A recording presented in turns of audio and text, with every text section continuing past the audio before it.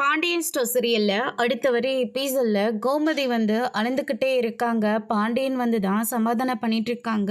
நம்ம குடும்பத்தில் மட்டும் எங்க இப்படியெல்லாம் நடக்கணும், அரசியோட கல்யாணமாச்சு நிம்மதியாக முடிக்கலான்னு பார்த்தா, ஆனால் அதுக்குள்ள அந்த படுபாவி பையன் நம்ம பொண்ணை கடத்திட்டு போய் இப்படி ஒரு நிலைமைக்கு கொண்டு வந்து விட்டுட்டான். சரி, அதுக்குள்ள மயில் வந்து ஒரு சந்தோஷமான ஒரு செய்தியை கொண்டு வந்து கொடுத்தா.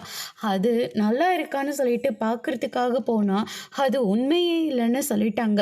என்னங்க பண்ணுறது இப்போ அப்படின்னு சொல்லிட்டு கோமதி வந்து ரொம்பவே ஃபீல் பண்ணி அழுந்துக்கிட்டு இருக்காங்க.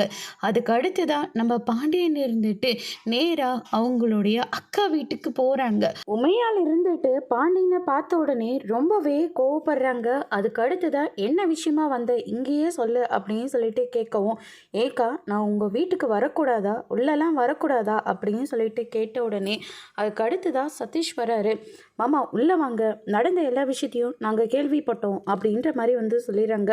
அது விஷயமா பார்த்து பேசிட்டு போகலான்னு தான் தம்பி நான் வீட்டுக்கே வந்தேன் அப்படின்ற மாதிரி சொல்லிடுறாங்க. அம்மா அது என்ன பழக்கம், வீடு தேடி வந்தவங்கள வெளியில் நிற்க வச்சு பேசுறது, நீங்கள் உள்ளே வாங்க அப்படின்னு சொல்லிட்டு உள்ளே கூட்டிகிட்டு போகிறாங்க. மாமா எனக்கு அரசை மேலேயோ நம்ம குடும்பத்து மேலேயோ எந்த கோவமும் இல்லை.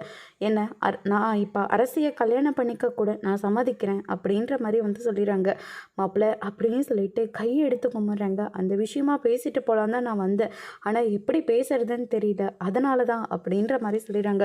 நீங்கள் எதுக்காக இங்கே வந்திருக்கீங்களோ அது கண்டிப்பாக நிறைவேறும், கூடிய சீக்கிரமாக நான் அரசி கழுத்தில் தாலி கட்ட தான் போகிறேன் அப்படின்ற மாதிரி சொல்லிடுறாங்க. அதை கேட்டோன்னே பாண்டியன் ரொம்பவே சந்தோஷமாக வீட்டுக்கு போகிறாங்க. வீட்டில் நடந்த எல்லா விஷயத்தையும் வந்து சொல்கிறாங்க. அரசி பயங்கரமாக ஷாக் ஆகுறாங்க. அதோட பிரம முடிச்சிருக்காங்க.